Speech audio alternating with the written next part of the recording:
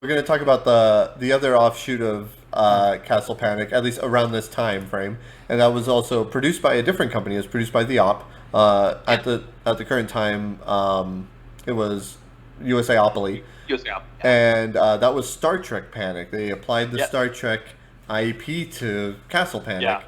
That was really fun. So that happened because of Munchkin Panic. We bumped into Andrew Wolf. We were both doing interviews in the same room.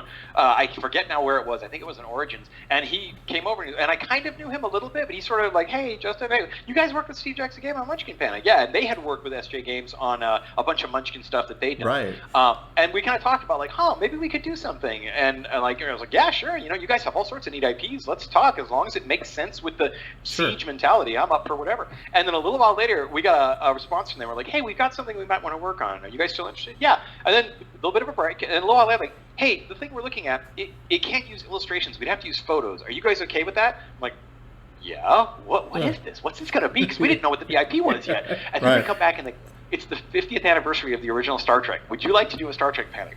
You're talking to a kid who used to pretend to be Captain Kirk. Yes, I would very much like to do a Star Trek version of our game. And immediately it was like, all right, how do we make this work? And just like with Dead Panic, you can't just slap Castle Panic on it. You want to, I love this IP. I want to do honor and respect to this IP. So, of course, my first research was to hop on Netflix and watch the entire original series, which was, and notes. I have a notebook full of the original series, like synopsis and key points. I'm like, oh yeah, I want to put that in the game and all that. And immediately started thinking about how it would work, and it came up with these weird ideas where, like, you can move the Enterprise now. You actually, like, basically, the whole castle can turn, and that's because your phasers shoot different directions. You have to line up where you're going. You have torpedoes that do different damage, and the whole thing with the missions. I wanted it to reflect the 5-year mission idea. We couldn't have the game go for 5 years, so instead we have you do 5 missions. And the missions are directly taken from the TV show. They are inspired by every episode. There's little quirky details of what you have to do. We introduced a new idea where there are command points now, so some cards have a little pip system that you pay to achieve certain mission goals, but you also have to do, like, pay specific cards sometimes, or maybe you have to, move the Enterprise in a certain way, because we made an abstract version of moving the ship forward, which actually lets you navigate a little bit. So you can do things like dock with a space station. There's the one where you have to get next to a Klingon ship and get next to a Romulan ship and all that. And the other thing is the ship's attacked from a distance. These aren't orcs that bash their head into you. These are high-tech spaceships. They shoot you from far away. So your shields get knocked down at a distance and all that. Plus, we enable you to rebuild the ship the way you can't in Castle Panic. So you can do things like repair everything from shields to destroyed parts of the ship and all that. And that's a very interesting, tense little mechanic with the different resources you have to balance for that. So, it was incredibly fun to work on the concept of it. And basically, I worked with Andrew to put together this huge design doc and then kind of handed it over to USAopoly since it was their baby. They had the CBS license. They had the Panic license. They're the ones who made the game. And, oh, my gosh, their arts team was so fun to work with. They would just send me pictures and things. And I actually have... did I put it away? I might have put it away. I have the original cardboard Enterprise they sent me to show how it was going to work to slap down together. Oh, yeah. No, I didn't run around the house making spaceship noises with it. No, that wasn't me, not at all. So cool. And then figuring out how they're going to do the shield and the base and all that. They did such a good job on it. It was really, really fun.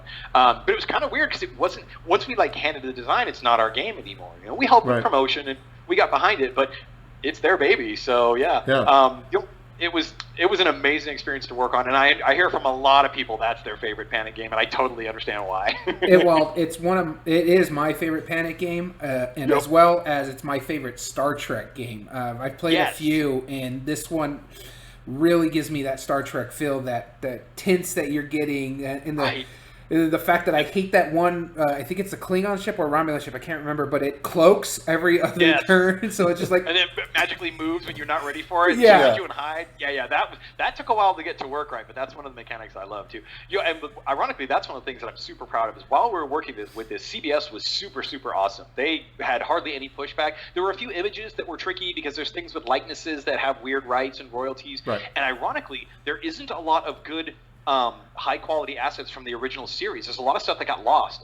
Film transfers didn't work and stuff. So it's kind of weird. That's why a lot of times you see the same images used for the old series. It's kind of all we have. There were 2 things I was super proud of. At one point, they had dropped in a picture of a spaceship. There's one of the missions we have to go rescue a spaceship, and they had dropped in a fan art version of, I have to show my geek card because I'm super proud of this. They had dropped in a fan art version of what was what's called the Miranda class. It's the ship from what you call it? The Revenge Khan's Revenge. What Yeah. it's called? Oh, Wrath of Khan. Wrath of Khan. Wrath of Khan. It's the cool ship everybody loved from Wrath of Khan. Well, the problem is that ship has never been seen on screen before. The first time we see that is wow. Wrath of Khan, and it is technically the Miranda upgrade variant. It's the like upgraded version, the same way they upgraded the Enterprise. And I actually had to call them on that and go, guys, we can't show this. This isn't canon. This has never been seen before. What you're showing is a ship that's been made up. It only exists, I think, if anything, FASA had the rights to it. And like Wow. CBS even was like, oh yeah, that's weird. Let's not use that. But I actually got to call them on their techie nerd. So I'm very proud of that. And then the fun part was after it was done and we showed them the near final game, we heard back from 2 of their guys saying this is the best Star Trek game we've ever played. And I think that was like the highest praise I could have gotten because they were looking at tons of games at the time, and I will always remember that as like one of my highest praises. So Yeah. Oh no, you want to hear high praise, Danny? Why don't you tell them? No, so I'm part of the demo program that you guys work with a lot, and or the Envoy program, and so this was one of the promotions that I was part of, and so this has the honor of being one of 2 games ever so far that I had no idea what the backstory was. I never watched any Star Trek, completely oblivious to it.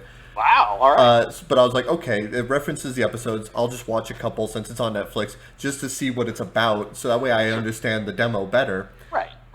I have since watched every episode of the original series, all 5 of the movies, and I have you to blame for being one of the 2. Good. The other one is Firefly. There's 6 original movies. 6 original, right? Yeah, that's I great. became a Trekkie because of this I game. love it. That's fantastic. No, I mean, I have one of the things I commented on is when I went back and watched the series, I was doing it mostly for to get game reference and really get my head in space. Yeah. But the thing was about 5 episodes in, I'm like, man, this show holds up so well. I mean, there are parts that don't. There are parts that are not okay by modern standards, but so much of what it does is still relevant. It's still meaningful, and it's well done. And some of these stories are so well told. That series deserves all the respect it gets. I mean, granted, I love Next Gen. I will never not love Next Gen. But the original series did some great stuff, especially when you look at the window it was doing it in. That's amazing what it was telling. So, right. Yeah, exactly. I'm glad I converted you. So, any chance of a Next Gen version? I would love to work on that. The problem is it's USAopoly's call. They have the access to CBS. They have all the stuff there, so it's not up to us. We talked briefly, and the way they sell games is so different than we do. They are in so many more stores. They have so much different that the numbers, as good as they weren't really what they wanted to be. Like, let's turn this into a whole thing. Plus, a lot of it had to do with CBS was very keen on that 50th anniversary at some point. They really wanted to hit that. So Andrew and I have talked about it. We have ideas we've joked about, but as far as I know, there's nothing really cooking. I would love to do it someday. There may be a way we could do it on our own, but that's a challenge. So I can't say anything for sure, but just know my heart's in it, and I'd love to do it somehow. Just because I want to see Picard in a board game. Oh, I know. Well, and the other thing is, if you think about the way Castle Panic works, the one that would really make sense is Deep Space Nine, where it's the station. And the giant Romulan Klingon Cardassian war thing. Oh, we could have some fun with that. It would be all fighting, obviously, but come on, tell me that would be amazing. Running the Defiant around, this little secret extra piece, No, I'd love to do it. We got to figure out how. And the problem is, those kind of licenses are really tricky. They take a big bite out of what. I mean, they need to. It's their IP, but they take a big bite out of how we sell. And it's for a little company like us, that's tricky. So yeah. Understandable. All right, let's go back. We're gonna stray away from Castle Panic for a little bit, up until fairly recently. But let's jump back a little bit. The Village Crone. Can you explain this one to us? Yeah. Okay. So Village Crone basically was Emery had an idea for. We both are big fans of everything like supernatural and horror. I mean, it's kind of ironic we don't have a whole catalog of horror games because I am way more of a sci-fi and horror guy than I am fantasy. But hey, what sells, we love witches. We've always loved witches and witchy things and Halloween and all that. And we thought, wouldn't it be cool to make a witch game where you kind of got to do witch stuff? Because there are a few out there, but they're very superficial. Like it's about, you're going to like collect a set of cards to put in your cauldron or something. Like, okay, but I want to be a witch. And so we started talking about what are cool things witches do, what are fun witch stories we've heard, how would this work? And she came up with this idea for this setting in this medieval village, and you are a village crone. So this is going back to a little bit more like the mythology, where sometimes the witch was seen as like basically a medicine woman, and they were often called the village crone. They would be the one you'd go to for healing and stuff. The idea was you and a bunch of other witches come up on this village that doesn't have a crone, so now it's a contest to see who can best do it. And what you're going to do is just manipulate the beans out of this village to prove that you're the best. And it's all done with spellcasting that is moving the villagers around the board.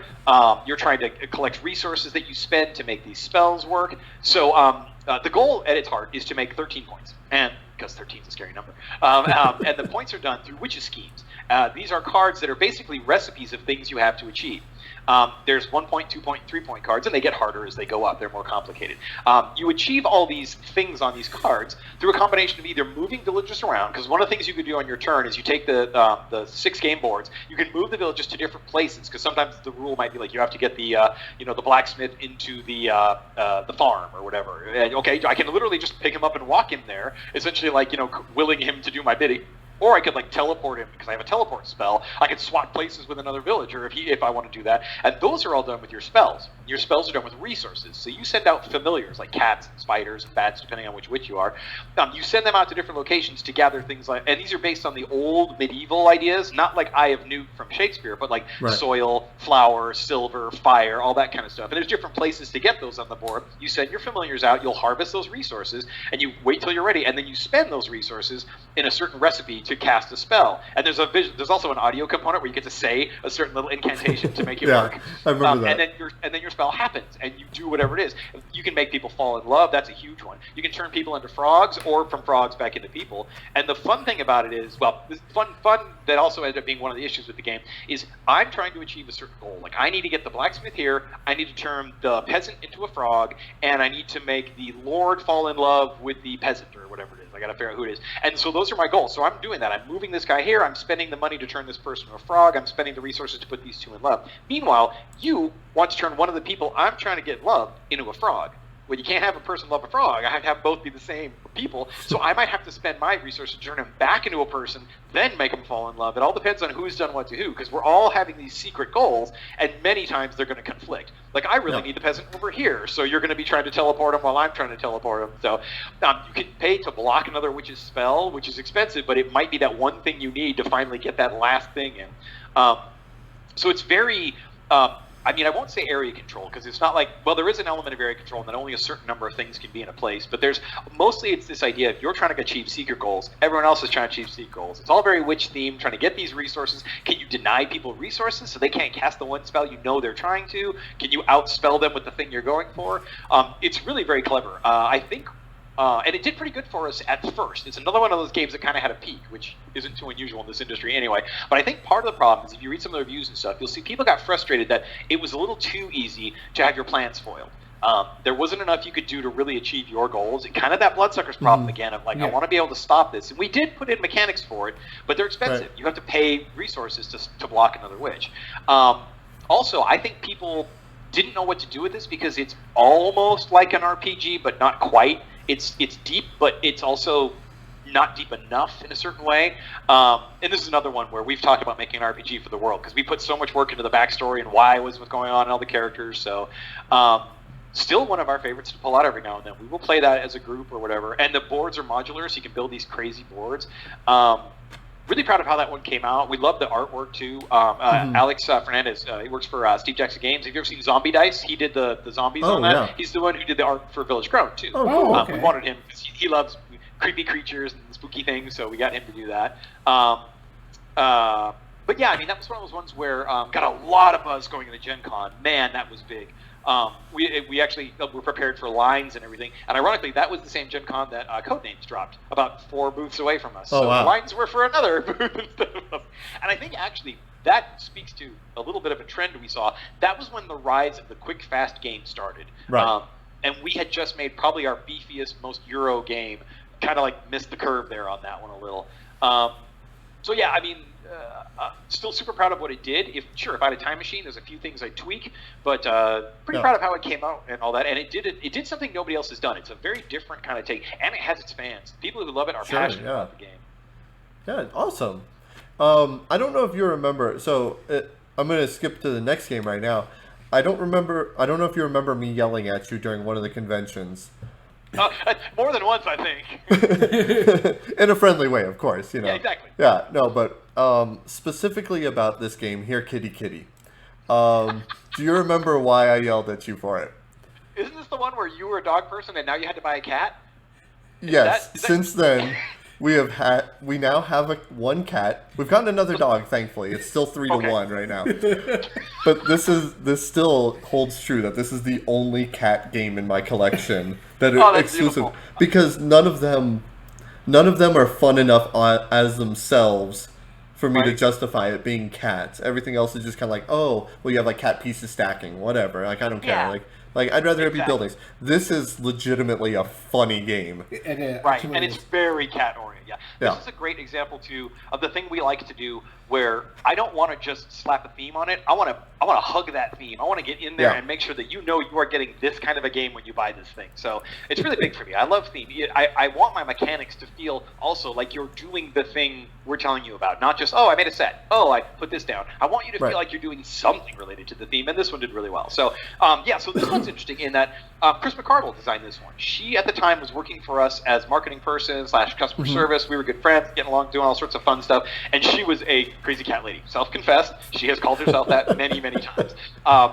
She loves cats, truly and deeply, and you could tell it was there. And after working for us for a few years, we would joke sometimes about games we would make, and she started thinking, like, I think I may have one I want to show you guys. And she came to us with a cat game, and it was all card-based originally, and it had all these like statistics for the cats and all that. And we played a little bit, and it was like, we like the idea, but this isn't really like working. Like it's not doing what it should somehow, right? Like you're sort of missing the fun, and you're very, very gamey with it. Let's tweak this a little bit. We gave her some feedback, and we talked about like, what if it could be more, hands-on, literally with cats, more about the thing you're really passionate about. And she went back and reworked it, and she came back with a rough version of what is the final game. And we're like, okay, this is really clever. Like, we like it. And she even, when she sent us the prototype, it was filled with all these plastic cat miniatures that only a crazy cat lady could find. I don't know where she found them. Colors. We're like, okay, this is awesome. I even looked into where can I source some of these minis from, and they were all over. They came from every different part of the world. It's like, all right, we're just going to talk to our printer. But it was a pretty good game. It was still the same idea of you had your little house, and you wanted to pull these cats in. It had a lot more take that in the original version. It was actually pretty brutal in a lot of ways. So we're like, okay, we're going to tone that down. We're going to tweak some of the getting and the points and stuff. Let's make the scoring a little more interesting, and then let's run with this, because this is a great idea. So we signed a contract with her. We worked with her and a couple of friends of hers.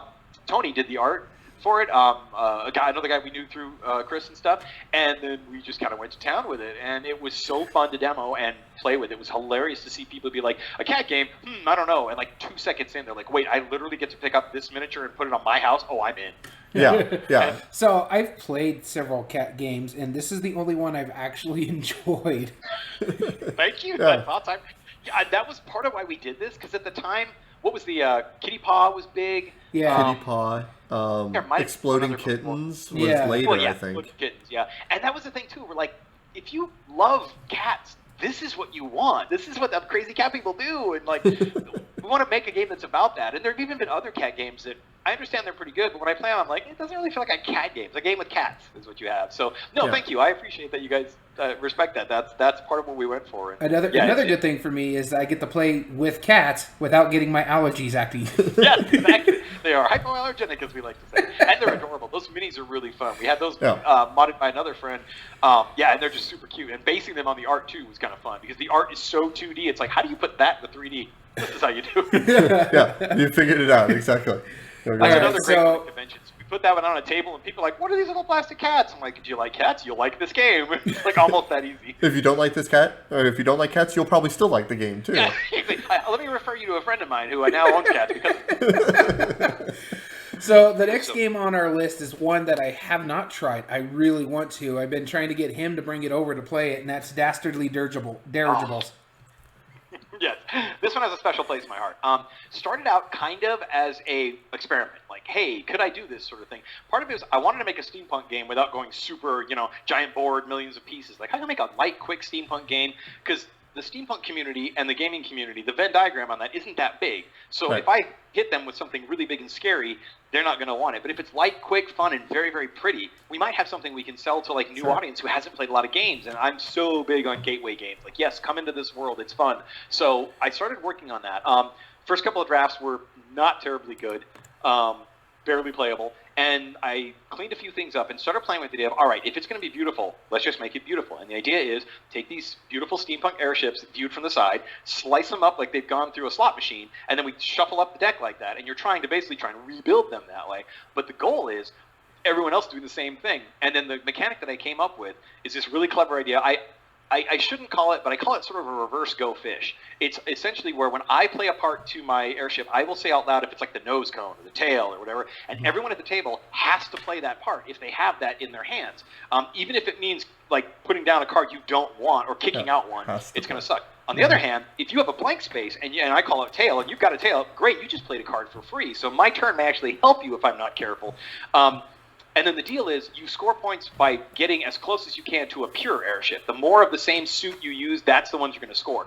But the end of each round is triggered by just plain building an airship. So you can make a messy one if you want to end the round quick, but you may not score very many points. In fact, if you're not careful, you might end the round, but somebody else will make more points because their ship is better than yours. It's cleaner in that sense.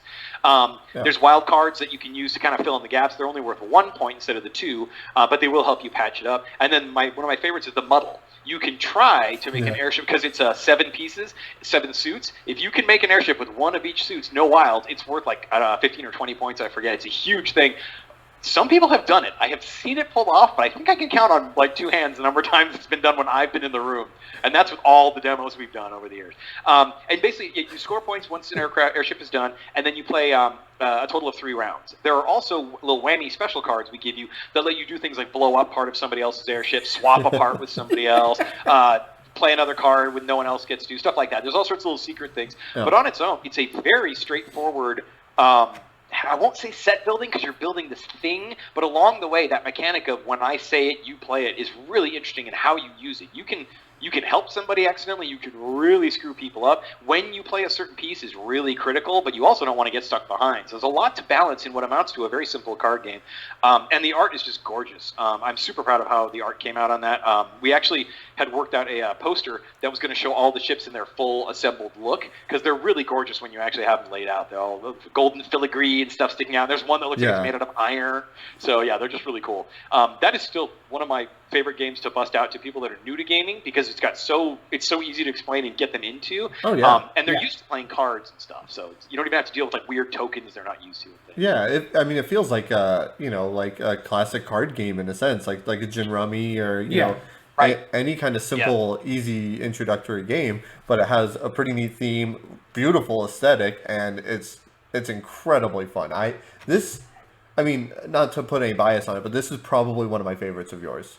Good. I love that. I have a couple of people that are violently fans of it. It's fantastic. In fact, I have a good friend of ours that literally keeps a copy in her purse because she will play anywhere she goes with anybody. Yes. And her family literally demands that she brings it. If she shows up without it, she actually should have buy a copy for her dad because he got upset when she didn't bring it. That's fantastic. Yeah. We hear that from a lot of people about that. So, that's a really, really good one. And like you said, it really hits that kind of, it's almost familiar. It's like a rummy or something like that. And that's what I was going for, is trying not to be too intimidating, but yet give you things like, here's a card that's special. It only does this one thing. Oh, that's cool. Yeah, definitely. No, it's awesomely thematic. All right, let's jump on to the next one. This is Kaiju Crush. Oh, yes. Kaiju Crush. So Kaiju Crush was one of our first outside submission games. Chris worked for us, so it was an outside submission on Here Kitty Kitty, but since she was working for us, it was kind of almost inside. Kaiju Crush was one of the first we took that was an outside designer's idea that we wanted to get out. Part of that is just because I'm the blockage in the dam. If I can't work on a game, Fireside's not making new games. And running the company over the years has started to take more and more of my time to do other things. So we realized we really need to keep the channel open for new people. So Tim, oh my gosh, I'm spacing on Tim's last name. Armstrong. Thank you, Tim Armstrong. He pitched us a couple of game ideas, I want to say at an Origins, and Amory was like, you should look at this one he has. And okay, let's go meet. And we met him I think it was Origins. It might have been Gen Con. We played what he had, which was this animal crime game. And we liked what it was doing, but it had a couple of things that was like, the theme's not going to work. It had a poker mechanic underneath it that wasn't really working. But I loved his idea of moving around the city. The movement mechanic in Kaiju Crush is part of what it had that I really love. The idea being everyone has their own movement card that only they can do, and then there's a common one out in the middle that if you want, you can use that instead. But your movement is always limited to those two choices. And the trick is every time you run into you capture a space, whatever version of the game you're playing, you can't go back. So the board gets smaller every time you move, and you're still stuck with this limited movement. And then if you do use the community card, it switches. So the card that was secret to you is now available to anybody. So there's this weird choice limitation thing going on. We played around with it, and we worked with Tim on different themes, and one of the ones that came up was it's kind of like you're smashing a building and you can't go smash that building again. Well, what smashes building? Giant monsters. So started playing this idea. Also, like at the time, Pacific Rim was pretty big, and we're like, this is kind of cool. Kaijus are back in the mythology again, so let's play with that. And we came up with some really cool art for these 4 different crazy monsters. They got special powers. We played with the ability deck that gives you a once per game whammy you get to drop, and then we modified how the board was built and all that, and came up with this cool idea for this random city you build, and every building you smash is worth both a different amount of points and also part of a set, because there's a little bit of a set collection thing. So Kaiju hits a couple of different interesting notes. There's a very simple, if you're playing with kids, just go mash the buildings for points. Learn the movement system, awesome. But there's this whole thing of there's a special ability that'll kick in when you get the most of a certain kind of building smashed, or whoever has this is going to get this ability, and you can get more points for sets of a certain thing. So there's a lot of it becomes very puzzly. Even though it's still a giant monster city smashing game, there's an interesting puzzle element to it. A lot of fun to work on. The art was really fun to make, and it's so interesting to play because you can play at any level and still have fun. You might not win if you don't really engage the puzzle element, unless you're playing with everybody else who agrees not to really chase that down. But also the variety on it is crazy. The way the board will come out different every time. The superpower cards are double-sided, or I'm sorry, the special goal cards are double-sided. So you'll have a different combination of what you do and don't want to get. Like one of the things is there are patterns on the board that if you smash them and put your footprint down, you'll get points based on how many of those you can do. And then there's things like, are all your points smash buildings connected? Can you connect them into like a big area, or are they separated? Because depending on which abilities in play, you'll get points based on whether you scattered or clumped them together. So it's different almost every time you play. Right. Yeah. No, I love the variability this is one thing I like about Fireside Games is you always have like one mechanism that's just completely unique that I pretty much don't see anywhere else. Like, like in Dastardly Dirigibles, I choose the card, everybody plays it. This, you have that constantly churning actions that you can take. It's really cool. Right. Awesome. And the movement thing is very tricky. You have to keep your eye on what's available. And, if he plays that, I'm going to get to turn left. And I can't turn left right now. Yeah, exactly. Very cool. All right, let's jump on to the next one. So our next game here, and we're actually nearing the end here in a bit, is probably one of the best push your luck games I've ever played, and that's Hot Shots. Yeah. Because it's so unique that you put push your luck in a co-op game. Yes. Yeah. Yes. That makes it brilliant. Yes, that was. This is the one that I've been wanting to do for a long time. It'd gone through several different variations, but I wanted to do exactly that. I love push your luck, but one of my problems is it's sort of like, I just lose my points. I pushed my luck too far. What if there's a push your luck game with consequences? Like you broke something. You broke it, you bought it, kind of, right? And I started toying around with what that could be and looking at different themes or other. And the firefighting theme came out pretty early, and I was like, wow, that's cool. The irony being, no one had done wilderness firefighting yet like that. There were some great games about indoor firefighting, structure fires, but no one had done the wildfire stuff. And I was like, and the way they spread and the tactics that the guys have to use, I was obsessed with that. The research was super fun on Hot Shots of how wildfires are fought, the tech they use, the tactics they use, the strategies. It's fascinating, and the problems they have to overcome with and all that, and how random it can feel. I'm like, this will make a good game. And that one took a lot of work. That is a game that actually I started work on before Dead Panic, and then had to put it away because it wasn't working up. Came back, revisited it, infinitely better. Pushed on that one, like you said, the pressure luck mechanic with consequences in a co-op game, and you can help push your luck by being together and stuff like that, and then the variable board for all that. What's really cool about that one, I think, is I've gotten so many letters from people that have worked with either Bureau of Land Management, fire departments, or whatever, who have said, this is a lot like really fighting a fire. Like, this is legit what it feels like and how it can just go sideways on you. And a lot of people have asked, like, were you a firefighter? Like, no, but I read a lot of stuff about there. So it's been really neat. I've had some amazing letters from people who have family that have done this, or they themselves have done it, and have just been like really excited. A couple of parks people have said like they want to like carry it in their gift stores and stuff. So yeah, it was a great game. It came out good, but it's another one that we started getting the glut of games in a couple of years ago when this came out, where we started seeing the number of releases per year hit the multiple thousands, and it didn't sell the way we needed it to. We have torn our teeth out on this one, trying to figure out how to bring it back. And I will say that this game is not dead. It is out of print because we're working on what to do with it, but we're thinking we're probably going to bring it back as like a second edition with a couple of tweaks to some rules and things, and probably patch an expansion on it. It might be a Kickstarter. I'm not sure. Don't quote me for sure, but we want to bring this game back because we know it has fans and we know people want it. We just want to make sure we can bring it out the right way. Yeah. I would say if this doesn't beat Castle Panic as far as my favorite game from you, it's right there. It's first or second. I think it's a better game than Castle Panic in a lot of ways. I take no offense when people tell me they like it more. I'm like, thank you. I think it's a better game. So yeah. And again, go along with what you were saying. It's a unique theme. You don't see a lot of this style. So yeah. And one we really dug our teeth into. I wanted it to feel like you were doing this theme I set up. This isn't just a set collection game with art on it. Like, yeah. Right. Cool. Then let's jump into something that Fireside Games has never done before as far as style of game, and that's abstract strategy. Yes, Grackles. Yeah, so I'll try and keep it short. I know we're short on time. Another outside pitch. This is one that we played with John and Sarah at BGG, and I fell in love with. It was totally not themed Grackles. It was just a pure abstract. We fell in love with it. Amber and I were both like, this is amazing. I feel like I played this when I was a kid, but it's new and it's fresh. I don't know what this is. I love it. But we're like, how do we sell an abstract? We don't have that bandwidth. We're not known for it. And really, we're not in like a Target or anything, so we can't sell it that way. Like, oh, this could be tricky. And so we put it off on hold for a while. We kept going back to it going, it's so good. I love this game. What do we do? So we took it and we signed the contract. We reworked it, give it just the littlest bit of theme of like, okay, you're putting birds on a telephone wire and they're shiny birds in these colors. Go. And so that's what it is. It's a brilliant little abstract game, though. If people haven't played it and you have any interest, I can't recommend it enough. You build the board one tile at a time. That's its own strategy. Then you put your bird markers out, connecting your color, one of your color dots to another one of your color dots, but you get everything in between when you do that. So you can cover up all the other colors, locking people out and stuff. It's very Othello, Go, checkers-y. And again, to me, the thing about it is I feel like this is something I would have played when I was a kid. It just wasn't out yet. So, yeah. Absolutely. Yeah, and as a personal thanks from both Daniel and I, so another thing that we haven't told you about, Daniel is also colorblind.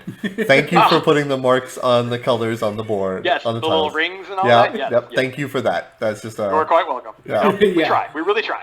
Yeah. All right. So now... the one I know Daniel over here really enjoys, my first Castle Panic. Yeah, I probably enjoy it more than I should. No, there's no shame in it. Yeah, that is such a thing. So about the time we were working on that, we were making a lot of strides to get into the toy industry, which is a completely different industry than hobby. It doesn't buy the same way, it doesn't sell the same way, it's not marketed the same way.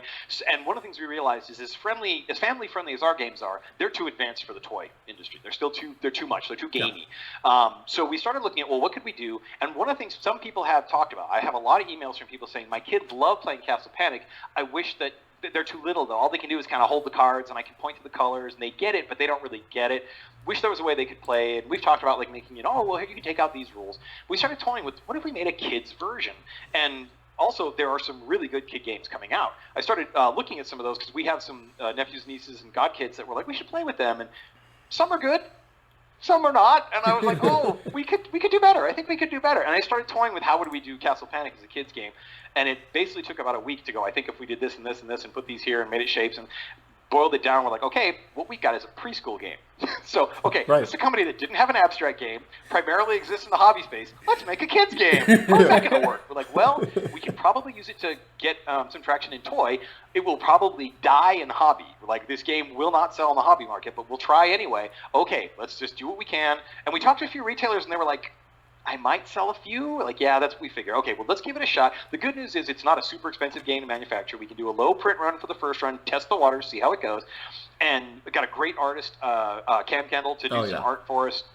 Came up with a cool logo and all that and put everything together. And testing the game, we knew we had something. The tests for this were insane. The kids lost their minds playing this game. And they got it. And the best thing about it was There's no reading involved. It's all shape and pattern matching.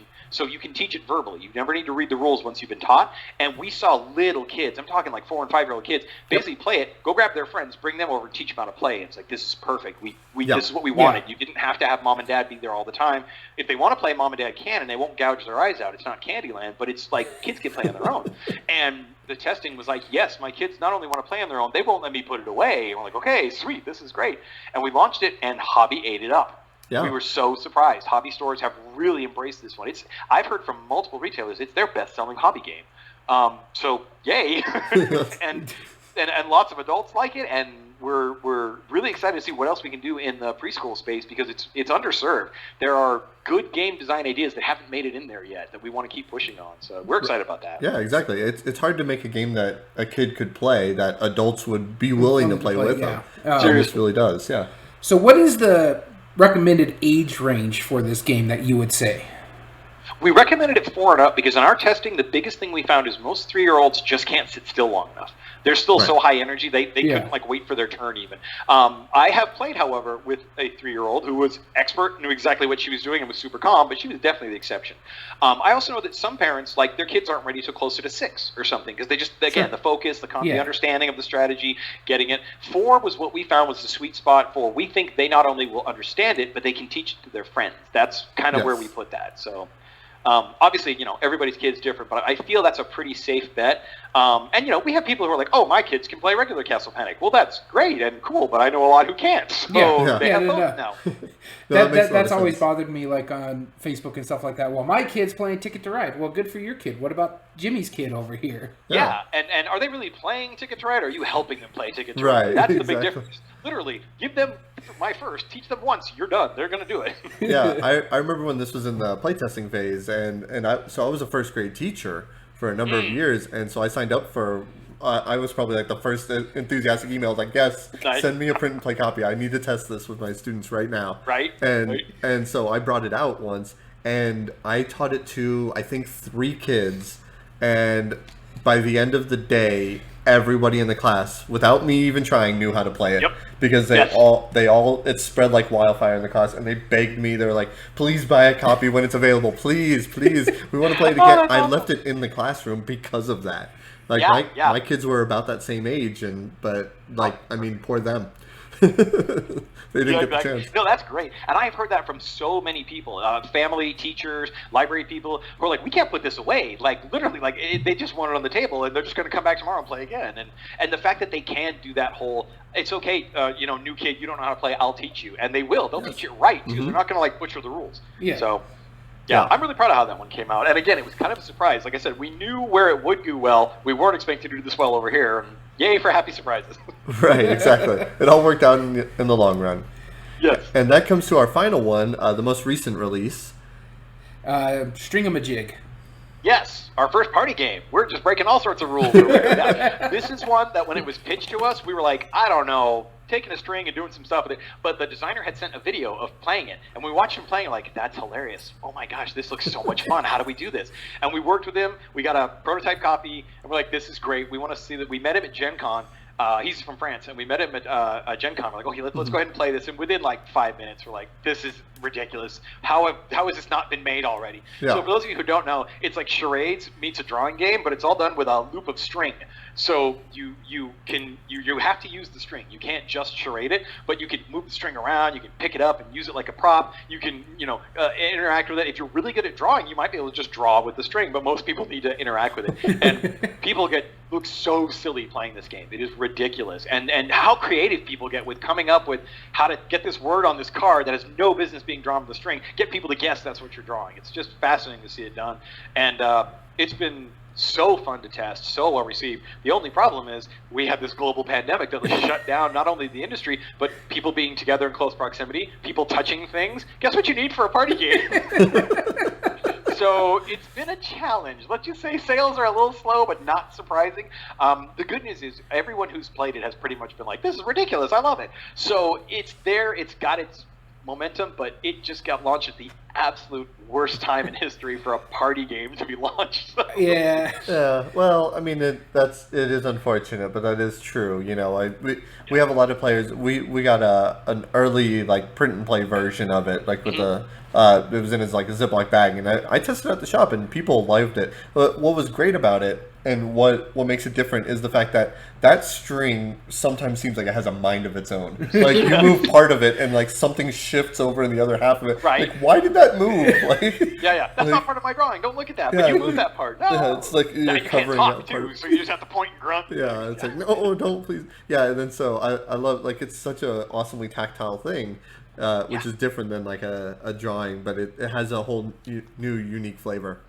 Awesome. Well, Justin, that was an overview of just about every game that your company has came out with.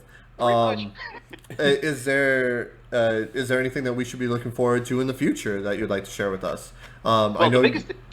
For us, is probably going to be the Kickstarter. So we launched a Kickstarter for Deluxe Castle Panic, and the feedback overwhelmingly was, no, we want everything. We're like, oh, okay, you guys are not only interested in this, you really want it. Right. So another one of those test the waters and find out, oh, yeah, they really are excited. So a mix of good and bad. We had some amazing feedback, though, and I think everybody's going to be really happy with what we're working on. What's going to come out is essentially going to be a deluxe version of Castle Panic and all of its expansions. I can't go into too much detail because I literally have to plan this monster out. You are going to be able to buy essentially whatever version you want. If you just want Castle Panic, you'll be able to get that. If you want the whole enchilada, you can get that. If you want to mix and match, you'll get some of that.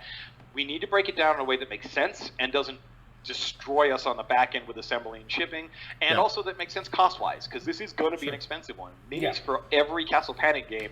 That's a lot of plastic pieces. So we're working on it, but I've got a great artist that the same artists that worked on the Deluxe Castle Panic are working on all the other ones. I'm going to try and get the same sculptor, although he's busy for a few months, but we're looking at other sculptors and things. And like I said, I can't give any hard details yet because I don't want to make any promises we can't keep, but there is another Kickstarter coming for sure. It will be for this deluxe version. I don't know exactly when. I can't say price or anything like that because we really want to make sure we can check as many boxes as possible and get people exactly what they want. Obviously, we can't make everyone happy, but we're going to try really hard to make a lot of people very excited soon.